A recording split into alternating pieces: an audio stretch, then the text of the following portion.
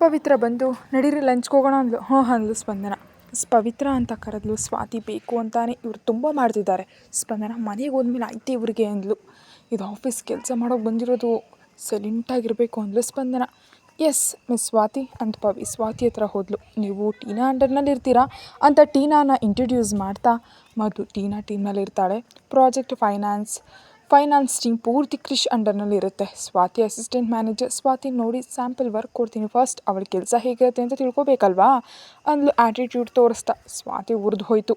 ಅದರ ಅಗತ್ಯ ಇಲ್ಲ, she is a well experienced and she has just completed the project with Krish sir ಅಂದು. ಟೀನಾ ಕೋಪ ಬಂದರು ಕಂಟ್ರೋಲ್ ಮಾಡಿಕೊಂಡು, ಓಕೆ ಹಾಗಾದರೆ ಫೈಲ್ಸ್ ಕೊಡ್ತೀನಿ ಅಂದ್ಲು. ಕ್ರಿಶ್ ವಿಲ್ ಅಸೈನ್ ಅಂತ ಅಂದು ಸ್ವಾತಿ ಪವಿ ಕಡೆ ನೋಡ್ತಾ.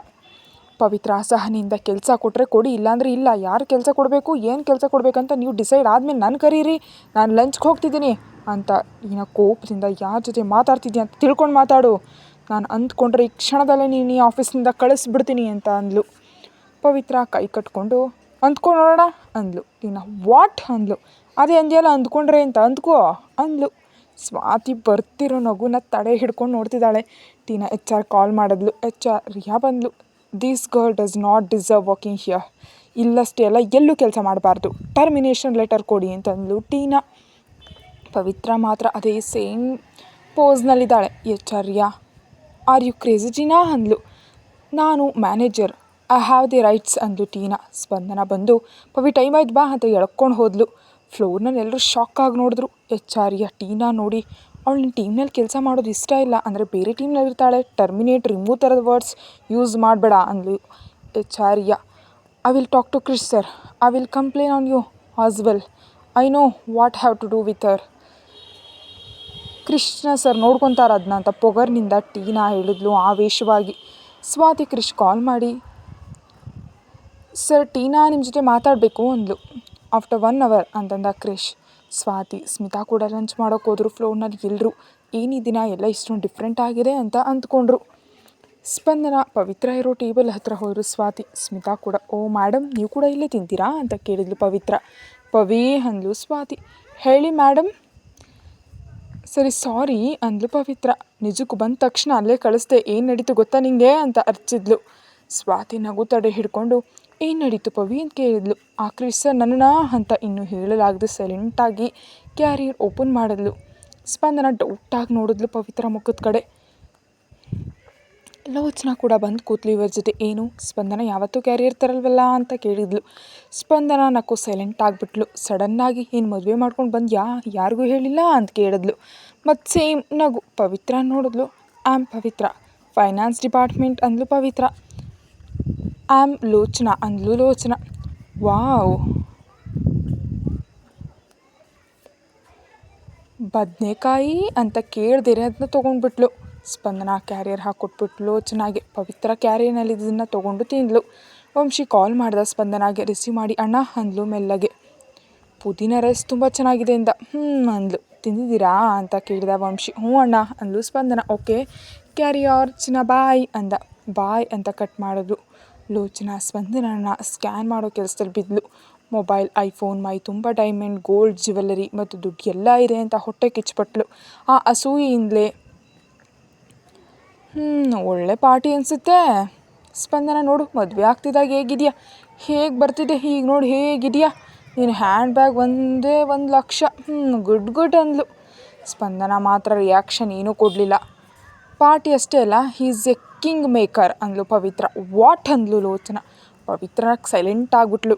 ನಿಮ್ಮ ಹಸ್ಬೆಂಡ್ ಏನು ಮಾಡ್ತಿರ್ತಾರೆ ಸ್ಪಂದನ ಅಂತ ಕೇಳಿದ್ಲು. ಸ್ಪಂದನನ್ನ ಹೀಗೆ ಚೆನ್ನಾಗಿ ನೋಡ್ಕೊಳ್ಬೇಕಂತ ಥಿಂಕ್ ಮಾಡ್ತಿರ್ತಾರೆ ಅಂದ್ಲು ಪವಿತ್ರ. ನೀವು ಬಲೆ ಮಾತಾಡ್ತೀರಿ ಅಂದ್ಲು ಲೋಚನಾ ಒಳಗಡೆ ಆವೇಶನ ಕಂಟ್ರೋಲ್ ಮಾಡ್ಕೊಳ್ತಾ. ಥ್ಯಾಂಕ್ಸ್ ಅಂದ್ಲು ಪವಿತ್ರ. ತಿಂದು ಕ್ಯಾರಿಯರ್ ಪ್ಯಾಕ್ ಮಾಡಿ ಫ್ಲೋರ್ಗೆ ಹೋದ್ಲು. ನಿಜಕ್ಕೂ ಎಲ್ಲೂ ಬಿಟ್ಕೊಡ್ತಿಲ್ಲ, ಸ್ವಲ್ಪ ಕ್ಲೋಸ್ ಆಗ್ಬೇಕಂದ್ಕೊಂಡು ಪ್ಲ್ಯಾನ್ ಹಾಕಿದ್ಲು ಲೋಚನಾ. ಪವಿತ್ರ ಬಂದ ತಕ್ಷಣ ಟೀನಾ ಪ್ಯಾಕ್ ಯುವರ್ ಥಿಂಗ್ಸ್, ಇನ್ನೊಬ್ಬ 10 ಮಿನಿಟ್ಸ್ನಲ್ಲಿ ಆಸೆ ಇರ್ತೀಯಾ ಅಂದ್ಲು ಚಿಟಿಕೆ ಹೊಡಿತಾ. ಈಗೇನು ನಿನ್ನ ಪ್ರಾಬ್ಲಮ್ಮು, ನೀನಲ್ಲ ನಾನೇ ನಿನ್ನ ಜೊತೆ ಕೆಲಸ ಮಾಡಲ್ಲ, ನೀನೇನು ಹೇಳೋದು ನಾನೇ ಹೇಳ್ತೀನಿ ನಡಿ, ಕೆಲಸ ಮಾಡೋ ಮೂಡ್ ಕೂಡ ಇರೋಲ್ಲ ನಿನ್ನನ್ನು ನೋಡಿದ್ರೆ ಅಂದ್ಲು ಪವಿತ್ರ. ಟೀನಾ ಆವೇಶವಾಗಿ 10 ಮಿನಿಟ್ಸ್ ಆದಮೇಲೆ ಐತೆ ನಿನಗೆ, ನೋಡು ಏನು ಮಾಡ್ತೀನಿ ಅಂತ ಅಂದ್ಲು ಟೀನಾ. ಸರಿ ನಡಿ, ಇರಿಟೇಟ್ ಮಾಡಬೇಡ ಅಂದ್ಲು ಪವಿತ್ರ. HR ರಿಯಾ ಪವಿತ್ರ ಟೀನಾ ಕ್ರಿಶ್ ಕ್ಯಾಬಿನ್ಗೆ ಹೋದರು. ಅಷ್ಟೊತ್ತಿಗಾಗಲೇ ಕ್ರಿಶ್ ಕ್ಯಾಬಿನ್ನಲ್ಲಿ ಕ್ರಿಶ್ ವಂಶಿ ಕಾರ್ತಿಕ್ ಕೂಡ ಇದ್ದರು. ಕಾರ್ತಿಕ್ ಸ್ವಾತಿನ ಬರೋ ಹೇಳ್ದ ಕಾಲ್ ಮಾಡಿ ಹೋದ್ಲು. ಕ್ರಿಶ್ HR ರಿಯಾಳನ್ನ ನೋಡಿ ವಾಟ್ ಹ್ಯಾಪಂಡ್ ಅಂತ ಕೇಳ್ದ. ಟೀನಾ ಏನೋ ಕಂಪ್ಲೇಂಟ್ ಕೊಡಬೇಕಂತ ಸರ್ ಅಂತ ಹೇಳಿದ್ಲು. ಕ್ರಿಶ್ ಟೀನಾ ನೋಡ್ದ. ಪವಿತ್ರ ಅಂತ ತೋರಿಸಿ ಈ ಹುಡುಗಿ ನ್ಯೂ ಜಾಯಿನ್, ಈ ದಿನವೇ ಜಾಯ್ನ್ ಆಗಿದ್ದು, ನಿಜಕ್ಕೂ ಮ್ಯಾನೇಜ್ ಇಲ್ಲ, ರೆಸ್ಪೆಕ್ಟ್ ಕೊಟ್ಟು ಮಾತಾಡೋದು ಕೂಡ ಗೊತ್ತಿಲ್ಲ ಅಂತ ಏನೋ ಹೇಳ್ತಿರ್ಬೇಕಾದ್ರೆ ವಾಟ್ ಹ್ಯಾಪನ್ ಪವಿತ್ರ ಅಂತ ಕ್ರಿಶ್ ಗಂಭೀರವಾಗಿ ಸರ್ ಮಾರ್ನಿಂಗ್ ಕ್ರಿಶ್ ಸರ್ ಒಂದು ಫೈಲ್ ಮಾಡು ಅಂದರು, ಮಾಡಿ ಸಬ್ಮಿಟ್ ಮಾಡಿದೆ. ಫ್ಲೋರ್ಗೆ ಹೋದ ತಕ್ಷಣ ಸ್ವಾತಿ ಮೇಲೆ ಟೀನಾನ ಇಂಟ್ರಡ್ಯೂಸ್ ಮಾಡಿದ್ರು ಅಂತ ನಡೆದ ವಿಷಯ ಹೇಳಿ ಯಾರು ಕೆಲಸ ಕೊಡಬೇಕಂತ ಡಿಸ್ಕಸ್ ಮಾಡ್ಕೊಳ್ತಿದ್ದಾರೆ. ಲಂಚ್ ಬ್ರೇಕ್ ಇರೋದು 30 ಮಿನಿಟ್ಸ್. ಆವಾಗ ಇವರ ಡಿಸ್ಕಷನ್ ಕೇಳಿದ್ರೆ ಟೈಮ್ ಸಾಲಲ್ಲ. ಆ್ಯಂಡ್ ಮ್ಯಾನೇಜರ್ ನನ್ನ ಮುಂದೆ ಯಾರು ಕೆಲಸ ಅಸೈನ್ ಮಾಡಬೇಕಂತ ಡಿಸ್ಕಸ್ ಮಾಡೋದೇನು ಒಬ್ಬ ಮ್ಯಾನೇಜರ್ಗೆ ಇರಬೇಕಾದ ಲಕ್ಷಣ ಅದು, ಅದಕ್ಕೆ ಒಟ್ಟು ಹೋದೆ. And I don't want to work under her, ನನ್ನನ್ನು ಟರ್ಮಿನೇಟ್ ಮಾಡು ಅಂತ ಆಲ್ರೆಡಿ HR ಹೇಳಿದ್ರು. ನಾನು ಒಟ್ಟು ಹೋಗ್ತೀನಿ, ಇಲ್ಲಿ ಕೆಲಸ ಮಾಡಲ್ಲ ಅಂತ ಹೇಳಿದ್ಲು. ಅವನ ಕೋಪದಿಂದ ಟೀನಾ ನೋಡಿ is how you are working, ನಿಜಕ್ಕೂ ಟೀಮ್ ಮೆಂಬರ್ ಮುಂದೆ ವರ್ಕ್ ಅಸೈನ್ ಬಗ್ಗೆ ಡಿಸ್ಕಸ್ ಮಾಡ್ಕೊಳ್ತೀರಾ, ಶೇಮ್ ಆನ್ ಯು ಅಂತ HR ಯಾನ ನೋಡಿ she don't deserve to be manager, demote ಮಾಡಿ ಅಂತ ಅರ್ಚಿದ. ಟೀನಾ ಮುಖ ಸಣ್ಣದಾಗೋಯ್ತು. ಸ್ವಾತಿ ನೋಡಿ she works under you directly, finance ಟೀಮ್ನಲ್ಲಿ ಕೆಲಸ ಮಾಡ್ತಾಳೆ ಅಂತ ಪವಿತ್ರ ನೋಡಿ ಸಿಟ್ ವಿತ್ ಹರ್ ಅಂದ. ಅರ್ಥ ಆಯಿತು ಅಂದರೆ ಸ್ಪಂದನ ಅಂತ. ಓಕೆ ಸರ್ ಅಂದ್ಲು ಪವಿತ್ರ. ಟೀನಾ ನೀರು ಕುಡ್ದಂತಾದ್ಲು. ಪಾಪ ಸರ್ ನನ್ನ ಡಿಮೋಟ್ ಮಾಡೋದು ಏನು, sorry sir please excuse me this is the last time ಅಂತ ರಿಕ್ವೆಸ್ಟ್ ಮಾಡಿದ್ಲು. ಗೆಟ್ ಔಟ್ ಅಂತ ಅರ್ಚ್ಬಿಟ್ಟ ಕ್ರಿಶ್. ಪವಿತ್ರ ಸ್ವಾತಿ ಸೈಲೆಂಟಾಗಿ ಹೊಟ್ಟೋದ್ರು. ಕ್ರಿಶ್ ಸೈಲೆಂಟಾಗಿ ಕೂತಿದ್ದ. ಕಾರ್ತಿಕ್ ಕ್ರಿಶ್ ನೋಡಿ ಏನು ಕ್ರಿಶ್ ಅಂದ. ನನ್ನವ್ರು ಅಂದ್ಕೊಂಡ್ರೆ ಎಷ್ಟೊಂದು ಸೈಲೆಂಟಾಗಿರ್ತಾಳೆ, ಅದೇ ಆಚೆಯವರಂದ್ರೆ ಮಾತ್ರ ನಿಜಕ್ಕೂ ಸಹಿಸಲ್ಲ, ಅದೇ ಹರ್ಷ ಹತ್ತಿರಿದ್ದ ಸ್ಪಂದನ ಯಾಕೆ ಹೀಗಿದ್ದಾಳೆ ಅಂತಂದ. ಸ್ಪಂದನಾಗೆ ಹರ್ಷನ್ ಸಪೋರ್ಟ್ ಮಾತ್ರ ಇದೆ, ಆದರೆ ಪವಿತ್ರಾಗೆ ಹರ್ಷ ಇದ್ದಾನೆ, ದೇರ್ ಇಸ್ ದ ಡಿಫ್ರೆನ್ಸ್ ಅಂದ ಕ್ರಿಶ್. ಸೈಲೆಂಟ್ ಆಗಿಬಿಟ್ರು ಎಲ್ಲರೂ. ಆಚೆಗೆ ಬಂದು ಟೀನಾ ನಾನು 2 ಇಯರ್ಸ್ನಿಂದ ಕೆಲಸ ಮಾಡ್ತಿದ್ದೀನಿ, ಅವಳು ಜಸ್ಟ್ ಈ ದಿನ ಬಂದಿದ್ದಾಳೆ, ಅವಳು ಮುಂದೆ ನನ್ನನ್ನು ಹಾಗೆ ಹೇಗೆ ಮಾತಾಡ್ತಾರೆ ಅಂತ ಅರ್ಚಿದ್ಲು ಟೀನಾ. ಪವಿತ್ರ ನೀನು ಅಂದ್ಕೊಳ್ಳೋ ಥರ ಅಲ್ಲ, ನೀವು ಎಷ್ಟು ಇಯರ್ಸ್ನಿಂದ ಕೆಲಸ ಮಾಡ್ತಿದ್ರು, ನೀನು ಮಾಡಿದ್ದು ತಪ್ಪು.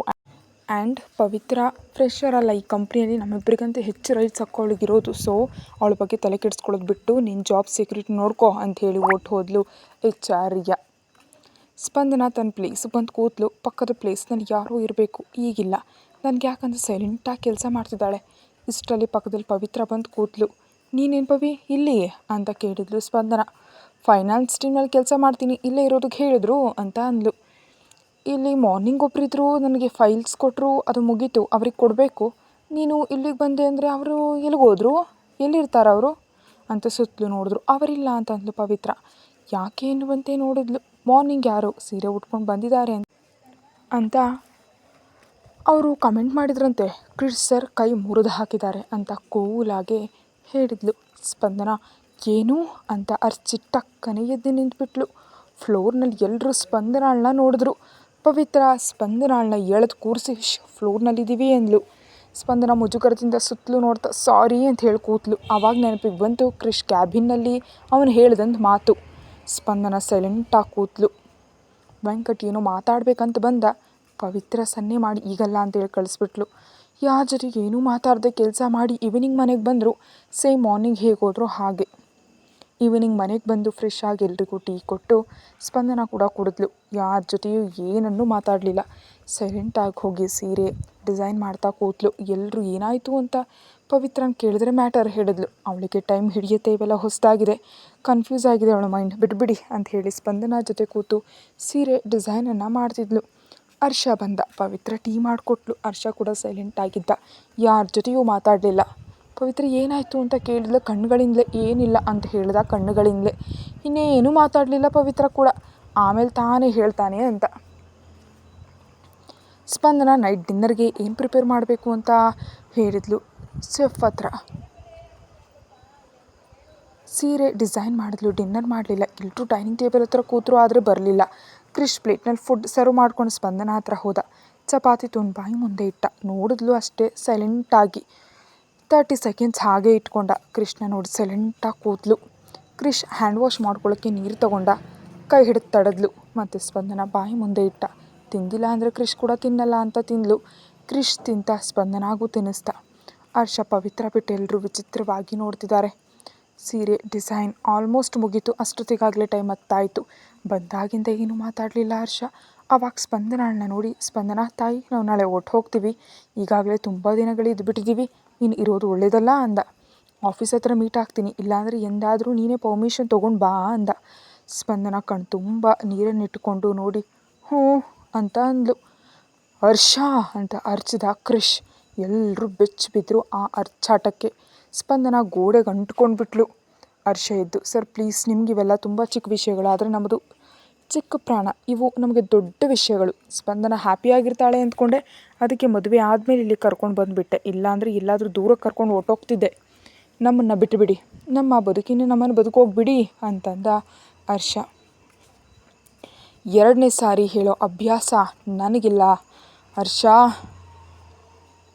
ಅಂದ ಕ್ರಿಶ್. ಹೇಳಬೇಡಿ ಸರ್, ಬೇಡ, ನಾನು ಕೇಳಲ್ಲ. ಪವಿತ್ರ ಕೂಡ ಇನ್ನೆಂದೂ ಇಲ್ಲಿಗೆ ಬರಲ್ಲ. ಮದುವೆ ಮಾಡದೆ ಹಾಗೆ ಮನೇಲಿ ಇಟ್ಕೊಳ್ತೀನಿ, ಆದರೆ ಇಲ್ಲಿ ಬೇಡ. ನನ್ನ ಪ್ರಾಣ ಇರೋವರೆಗೂ ಕಣ್ರೆಪ್ಪೆ ಅಂತ ಕಾಪಾಡ್ಕೊಳ್ತೀನಿ. ನಿಮ್ಮನ್ನು ಸಹಿಸೋಕೆ ನಮ್ಮಿಂದ ಆಗಲ್ಲ ಅಂತಂದ ಹರ್ಷ. ಕ್ರಿಶ್ ವಿರಾಟ್ನ ನೋಡಿ ಪವಿತ್ರ ನೆಪ್ಸಿ ಪಾಕೆಟ್ನಿಂದ ತಾಳಿ ತೆಗೆದು ಕಟ್ಟೇ ಬಿಟ್ಟ. ಹರ್ಷ ಹಿಂತಿರುಗಿ ನಿಂತಿದ್ರಿಂದ ಗೊತ್ತಾಗಲಿಲ್ಲ. ಕೂತು ಸ್ಪಂದನ ಬೊಂಬೆ ಅಂತ ಆಶ್ಚರ್ಯದಿಂದ ಎದ್ದು ನಿಂತಳು. ಕ್ರಿಶ್ ಆ್ಯಟಿಟ್ಯೂಡ್ ಲುಕ್ನಿಂದ ಕೈ ಕಟ್ಕೊಂಡು ಹರ್ಷನ್ ನೋಡ್ದ. ಹರ್ಷ ಡೌಟಾಗಿ ಕಣ್ಣು ಚಿಕ್ಕದು ಮಾಡ್ಕೊಂಡು ನೋಡ್ದ. ಏನೋ ವ್ಯತ್ಯಾಸ ಅನ್ಸಿ ಹಿಂತಿರುಗಿ ನೋಡ್ದ. ಪವಿತ್ರ 2 ಕೈಗಳಲ್ಲಿ ಮಂಗಳಸೂತ್ರ ಇಟ್ಕೊಂಡಿದ್ದಾಳೆ. ವಿರಾಟ್ ಪವಿತ್ರ ಮುಂದೆ ನಿಂತಿದ್ದಾನೆ. ಪವಿತ್ರ ಕಲ್ಲಿನಂತ ಆಗ್ಬಿಟ್ಲು. ಸ್ಪಂದನ ವಿಷಯಕ್ಕಂತೂ ಹೇಳಬೇಕಾಗೇ ಇಲ್ಲ, ನೀರು ಕುಡ್ದಂತ ಆದ್ಲು. ಸ್ಮಿತಾ, ಸ್ವಾತಿ, ವಂಶಿ, ಕಾರ್ತಿಕ್, ಅಂಜಲಿ ಆಂಟಿ ನಿಜಕ್ಕೂ ಅದೇನು ದೊಡ್ಡ ಮ್ಯಾಟರ್ ಅಲ್ಲ ಅನ್ನುವಂತೆ ಇದ್ದಾರೆ. ಹರ್ಷ ಶಾಕಾಗಿ ನಿಂತುಬಿಟ್ಟ. ನೋಡಿದ್ದು ಮೆದುಳಿಗೆ ತಲುಪೋಕೆ 5 ನಿಮಿಷ ಹಿಡೀತು. ವೇಷವಾಗಿ ಹೋಗಿ ವಿರಾಟ್ ಕಾಲರ್ ಹಿಡಿದು, ಏನು ಮಾಡಿದೆ ವಿರಾಟ್ ಅಂತ ಅರ್ಚಿದ. ಏನು ಬಾಬಾ ಇದು ತಂಗಿ ಕಾಲರ್ ಹಿಡಿಬಹುದಾ ನೀವು, ತಪ್ಪಲ್ವಾ ಅಂದ ಸಿಂಪಲ್ಲಾಗಿ. ಪವಿತ್ರ ಬಾರ್ಸ್ ಹೊಡೆದ್ಲು ವಿರಾಟ್ಗೆ. ನೀನು ಸುಮ್ಮನಿರು, ಮತ್ತೆ ಮಾತಾಡ್ಕೊಳ್ಳೋಣ ಅಂದ ವಿರಾಟ್. ಸ್ಪಂದನ ಹೋಗಿ ಪವಿತ್ರ ಹೆಗಲ ಮೇಲೆ ಕೈ ಇಟ್ಲು. ಪವಿತ್ರ ಸ್ಪಂದನನ ಹಿಡ್ಕೊಂಡು ಅತ್ತೇ ಬಿಟ್ಲು. ಹರ್ಷ ವಿರಾಟ್ನ ನೋಡಿ, ನಾನು ಈ ಮದುವೆ ಒಪ್ಪಲ್ಲ, ಪವಿ ನಡಿ ಹೊಟ್ಟೋಗೋಣ ಅಂದ. ನೀನು ಹೆಜ್ಜೆ ಮುಂದೆ ಬಿದ್ದರೆ ಆ ಕಾಲುಗಳನ್ನ ಹಾಗೆ ಮುರಿದು ಹಾಕ್ಬಿಡ್ತೀನಿ ಹರ್ಷ ಅಂದ ಕ್ರಿಶ್ ಫುಲ್ ಬೇಸ್ ವಾಯ್ಸ್ನಲ್ಲಿ. ಸ್ಪಂದನ ಗಾಬರಿ ಆಗಿಬಿಟ್ಲು. ಹರ್ಷ ಕೂಡ ನಡುಗೆ ಹೋದ. ಮಾತಾಡೋದೇನೋ ಮಾತಾಡ್ದ, ಆದರೆ ಅಲ್ಲಿದ್ದದ್ದು ಕ್ರಿಶ್. ಮುಖ ಸಣ್ಣದಾಗೋಯ್ತು. ಹೇಳಿದನ್ನು ಮಾಡ್ತಾನೆ, ಆದರೂ ತಂಗಿ ಅಲ್ವಾ ಧೈರ್ಯ ಮಾಡ್ದ. ಸರ್ ನಮ್ಮ ಕಡೆಯಿಂದ ಯೋಚನೆ ಮಾಡಿ ಅಂದ ಹರ್ಷ. ಅಗತ್ಯ ಇಲ್ಲ ಅಂದ ಕ್ರಿಶ್ ಆ್ಯಟಿಟ್ಯೂಡ್ ಲುಕ್ನಲ್ಲಿ. ಸರ್ ಅಂದ ಹರ್ಷ. ವಾಟ್ ಅಂದ. ಪ್ಲೀಸ್ ಸರ್, ನಮ್ಮನ್ನು ಬಿಟ್ಬಿಡಿ, ಎಲ್ಲಾದರೂ ದೂರ ಬದುಕ್ತೀವಿ, ಈ ಜನ್ಮಕ್ಕೆ ನಿಮಗೆ ಕಾಣಿಸಲ್ಲ ಅಂದ. ಕ್ರಿಶ್ ಎಳೆದು ಒಂದೇ ಏಟು ಕೊಟ್ಟ ಹರ್ಷಾಗೆ. 10 ಅಡಿ ದೂರ ಹೋಗಿಬಿದ್ದ. ಫಾಸ್ಟಾಗಿ ಹೋಗಿ ಮುಂದೆ ಬಾಗಿ ಹರ್ಷನ್ ಕಾಲರ್ ಹಿಡಿದು, ಇಷ್ಟೊತ್ತು ನಿನ್ನ ಜೊತೆ ಮಾತಾಡಿದೆ ಅಂದರೆ ಕಾರಣ ಸ್ಪಂದನ ಕೊಂದು ಹಾಕ್ತೀನಿ ಅಂತ ರಭಸವಾಗಿ ಸಳ್ಳಿ. ನಿಜಕ್ಕೂ ನಿನ್ನ ಪ್ರಾಬ್ಲಮ್ ಏನು ಹೇಳು. ನೀನು ಹುಡುಗಿ ಅಣ್ಣ ಅಂತ ಮಾಡಲಿಲ್ಲ, ಯಾಕೆ ಮಾಡಿದೆ ಅಂತ ನಿಂಗೆ ಗೊತ್ತು. ನಿನ್ನ ಟ್ಯಾಲೆಂಟ್ ನೋಡಿದ್ರೆ ಡಿಗ್ರಿ 2nd ಇಯರ್ ಮಿಡಲ್ ಶಾಪ್ನಲ್ಲಿ ಜಾಯ್ನ್ ಆಗಿ ಎಕ್ಸಾಮ್ ಮಾತ್ರ ಬರೆದೆ, ಕಾಲೇಜ್ ಫಸ್ಟ್ ಬಂದೆ, ಆಮೇಲೆ MBA ಮಾಡಿದೆ, ಯೂನಿವರ್ಸಿಟಿ ಟಾಪರ್ ನೀನು ಮನೆ ನೋಡ್ಕೊಳ್ತಾ ನಿನ್ನ ಜವಾಬ್ದಾರಿಗಳನ್ನ ಸರಿಯಾಗಿ ನಿರ್ವಹಿಸ್ತಾ ಓದಿ ಎಕ್ಸಾಮ್ ಬರೆದೆ. ಅದು ಸಾಲದ ನಿನ್ನ ಟ್ಯಾಲೆಂಟ್ ಏನಂತ ಹೇಳೋಕೆ. ಅವನು ಯಾರೋ ಹೆಲ್ಪ್ ಮಾಡ್ದ ಅಂತ ನಿನ್ನ ಲೈಫ್ನ ಅವನಿಗೆ ಕೊಡ್ಬಿಟ್ಟೆ, ಅದು ಕೂಡ 10 ಲಕ್ಷಕ್ಕೆ. ಅದಕ್ಕೆ ಅವನ ಮುಖಕ್ಕೆ ಅಮೌಂಟ್ ಹೊಡೆದೆ. ಸೊ ವಾಟ್ ನಾವು. ನೀನು ಒಪ್ಕೊಳ್ದಿರು ನಾಳೆಯಿಂದ ಆಫೀಸಿಗೆ ಬರ್ತಿದ್ಯಾ, ಇನ್ಮೇಲೆ ಈ ಮನೇಲಿ ಇರ್ತಿದ್ಯಾ. ನಾನು ಕಣ್ ತಪ್ಪಿಸಿ ಏನು ಮಾಡೋಕ್ಕಾಗಲ್ಲ ಅಂತ ನಿನಗೆ ಗೊತ್ತು ಹರ್ಷ. ನಿಮ್ಮ ಮನೆಯಿಂದ ನಿಮ್ಮ ಐಟಮ್ಸ್ ಎಲ್ಲ ಟುಮಾರೋ ಇಲ್ಲಿಗೆ ಬರುತ್ತೆ. ಎಲ್ಲೋ ಕೆಲಸ ಮಾಡೋದಕ್ಕಿಂತ ಇಲ್ಲೇ ಮಾಡು, ಇದು ನಿನ್ನ ಆಫೀಸ್ ಕೂಡ, ಇದೇ ನಡೆಯುತ್ತೆ, ನಡೆದೇ ತೀರಬೇಕಂತ ಗರ್ಜಿಸ್ತ. ಅವನಿಗೆ ಬೆನ್ನಲ್ಲಿ ನಡುಕ ಹುಟ್ಟುಬಿಡ್ತು. ಸ್ಪಂದನ 10 ಲಕ್ಷ ಕಡೆ ಇಟ್ಟಿದ್ದ ಹತ್ತಿರವೇ ನಿಂತುಬಿಟ್ಲು. ಕೃಷ್ಣ ಹರ್ಷನ ತಿರುಗಿ ನೋಡ್ತಾ ಇದ್ಲು. ಸ್ಪಂದನನ್ನ ತೋರಿಸ್ತಾ ಕ್ರಿಶ್ ಆವೇಶದಲ್ಲಿ ಮಾತಾಡ್ಬಿಟ್ಟ. ಆದರೆ ಸ್ಪಂದನ ಅಲ್ಲೇ ಇದ್ದಾಳೆ. ಶಿಟ್ ಅಂದ್ಕೊಂಡ ಹರ್ಷ ಕೋಪದಿಂದ. ನಿನ್ನಿಂದಲೇ ಅನ್ನುವಂತ ನೋಡ್ದ ಕ್ರಿಶ್. ಪವಿತ್ರ ಸ್ಪಂದನ ಹತ್ರ ಹೋದ್ಲು. ಸ್ಪಂದನ ಡೌಟಾಗಿ ನೋಡಿದ್ಲು ಪವಿತ್ರನ. ಹರ್ಷ ಟಕ್ಕನೆದ್ದು ಸ್ಪಂದನ ಹಿಡಿದು, ನಾನು ಹೇಳೋದು ಕೇಳು ಅಂದ. ಸ್ಪಂದನ ಕೃಷ್ಣೇ ನೋಡ್ತಿದ್ದಾಳೆ. ಕ್ರಿಶ್ ಸ್ಪಂದನ ಎಳ್ಕೊಂಡು, ಇದು ಫಿನಿಷ್ ಮಾಡಿ ಮಲ್ಕೋ ಅಂದ ಹರ್ಷನ್ ನೋಡಿ. ಪವಿತ್ರ ನೋಡಿ, ಎಂತಿಗಾದರೂ ನಡಿಬೇಕಾಗುತ್ತೆ, ಈಗಲೇ ಆಯ್ತಷ್ಟೇ. ಹರ್ಷನಿಗೆ ಮದುವೆ ಆಗೋವರೆಗೂ ಮಾಡ್ಕೊಳ್ಬಾರ್ದು ಅಂದ್ಕೊಂಡೆ.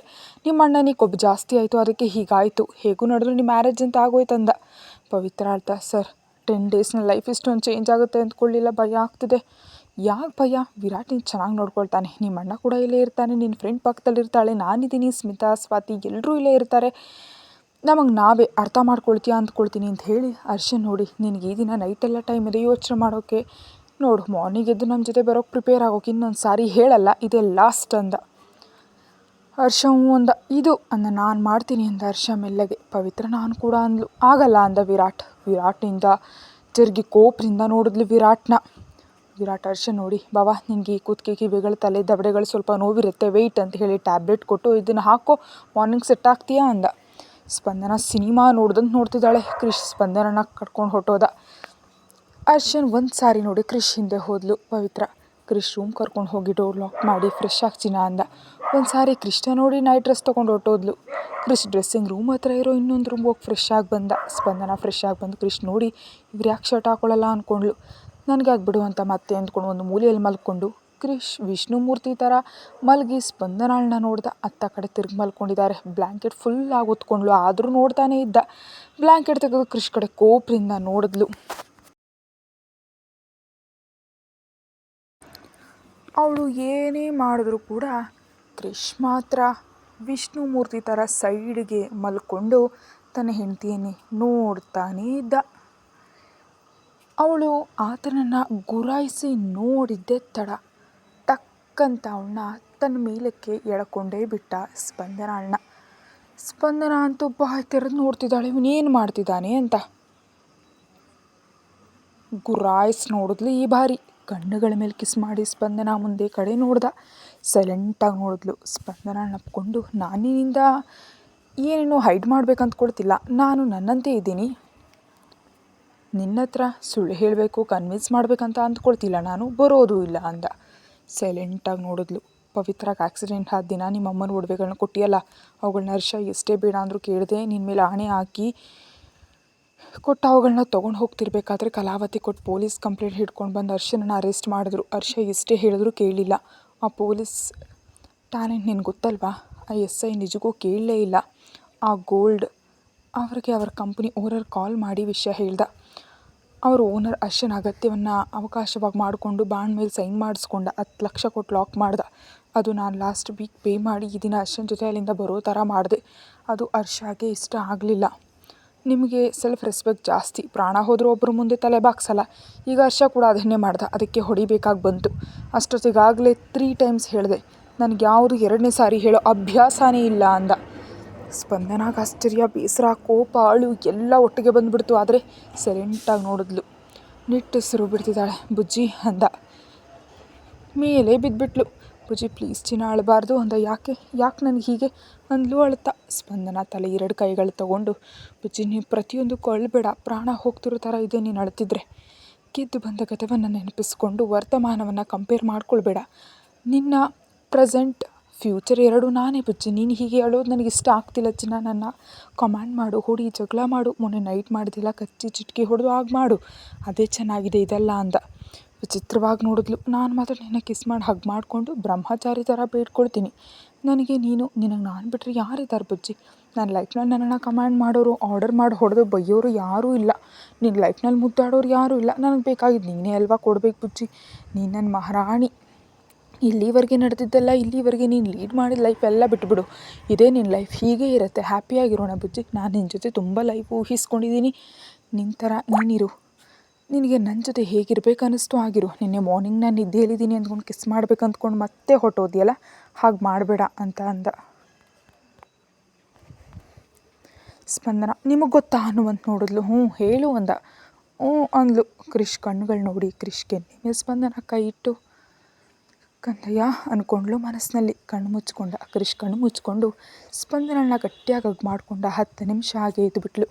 ಇಬ್ಬರು ಒಬ್ಬರು ಪ್ರೀತಿನೊಬ್ಬರು ಫೀಲ್ ಆಗ್ತಿದ್ದಾರೆ ಅಷ್ಟೇ. ಸ್ಪಂದನ ಏನೋ ಹೇಳಬೇಕಂತ ಟ್ರೈ ಮಾಡ್ತಿದ್ದಾಳೆ, ಆದರೆ ಗಂಟ್ಲು ಬಿಗಿದ್ಕೊಳ್ತಿದೆ, ಮಾತು ಆಚೆಗೆ ಬರ್ತಿಲ್ಲ. ಕ್ರಿಶ್ ಸ್ಪಂದನ ಕೈ ಕಾಲು ತೆಗೆದು ಮೇಲೆ ಹಾಕ್ಕೊಂಡು ಏನು ಹೇಳಬೇಡ ನಂಗೆ ಗೊತ್ತು ಅಂದ. ಆಶ್ಚರ್ಯವಾಗಿ ನೋಡಿದ್ಲು. ಕೊಟ್ಟು ಮಲಕ್ಕೋ ಅಂದ.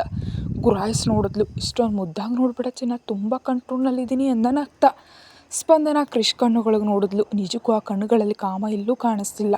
ಇಲ್ಲಿವರೆಗೆ ಕಾಮ ತುಂಬಿದ ಕಣ್ಣುಗಳಿಂದ, ಆಸೆಯಿಂದ, ಕೋಪದಿಂದಲೂ ಅಸಹ್ಯದಿಂದಲೂ ನೋಡಿದ ಕಣ್ಣುಗಳನ್ನೇ ನೋಡಿದ್ಲು. ಈಗ ಕ್ರಿಶ್ ಕಣ್ಣುಗಳಲ್ಲಿ ಕಾಣಿಸೋ ಭಾವನೆ ಅರ್ಥ ಆಗ್ತಿಲ್ಲ. ಕ್ರಿಶ್ ಎದೆ ಮೇಲೆ ಕೈ ಇಟ್ಟು ನೆತ್ತಿ ಮೇಲೆ ತಲೆ ಇಟ್ಕೊಂಡು ಎದೆ ಬಡಿತಾ ಕೇಳ್ತಾ ಇತ್ತು. ದಡ ಕಮ್ಮಿ ಮಾಡಿಕೊಂಡ್ಳು. ಕ್ರಿಶ್ ಮುಖದ ಕಡೆ ನೋಡಿದ್ಲು. ಕಣ್ಣು ಮುಚ್ಕೊಂಡಿದ್ದಾನೆ, ಆದರೆ ಸ್ಪಂದನ ಬೆನ್ನು ಸವರ್ತಿದ್ದಾನೆ.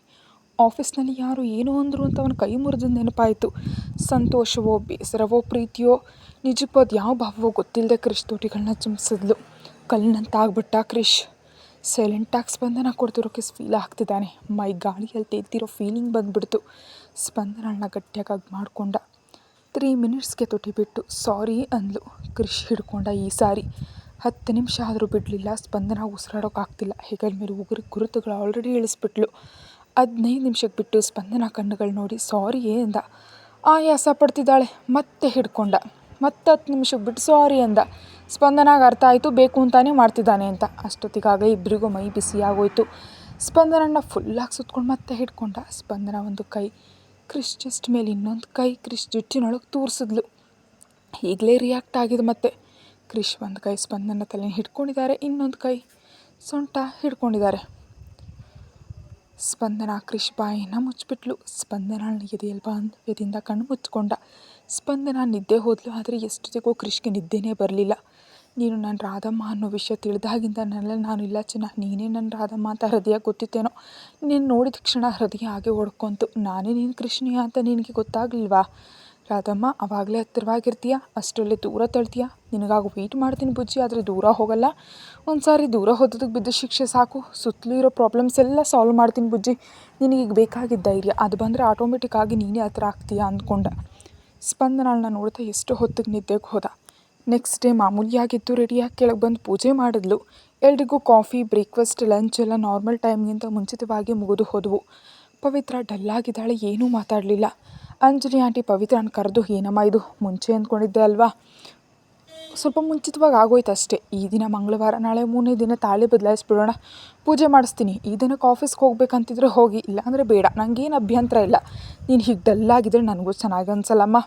ಯಾಕೆ ನಾವು ಬೆಳಿಗ್ಗೆ ಎದ್ದು ಬರೋದು? ನೀವು ಮಾಡೋ ಪೂಜೆ ನೋಡಬೇಕು, ನೀವು ಹಾಡೋ ಹಾಡುಗಳು ಕೇಳಬೇಕಂತ ತಾನೇ. ಈ ದಿನ ನೋಡಿ ಹೇಗಾಯಿತು ಅಂದ್ಲು ಅಂಜನಿ ಆಂಟಿ. ಪವಿತ್ರ ಹ್ಞೂ ಅಂದ್ಲು. ಸ್ವಾತಿ, ಸ್ಮಿತಾ ಕೂಡ ಬಂದು, ಪವಿ ಅಂದರೆ ಫೈರ್ ಬ್ರ್ಯಾಂಡ್, ನೀನು ಆಫೀಸ್ನಲ್ಲಿ ನೋಡಿದ್ನಲ್ಲ ಹೀಗೆ ಸೈಲೆಂಟ್ ಆಗಿದ್ರೆ ಹೇಗೆ ಪವಿ? ವೆಲ್ಕಮ್ ಹೋಮ್ ಪವಿ ಅಂದರು ಇಬ್ಬರು. ಪವಿತ್ರ ಅಷ್ಟನ್ನು ನೋಡಿದ್ಲು, ಕರೆದ ಹೋದ್ಲು. ನನಗೆ ಓಕೆ ಪವಿ, ನೀವು ಹ್ಯಾಪಿಯಾಗಿದ್ದರೆ ಸಾಕು, ನನ್ನ ಬಗ್ಗೆ ಯೋಚನೆ ಮಾಡಬೇಡ ಅಂದ. ವಿರಾಟ್ ಬಂದು, ಅದೇಗಾಗುತ್ತೆ ಬಾವ, ನಿನ್ನ ಬಗ್ಗೆ ಥಿಂಕ್ ಮಾಡಿದೆ ಹೇಗಿರ್ತೀವಿ ಹೇಳು ಅಂದ.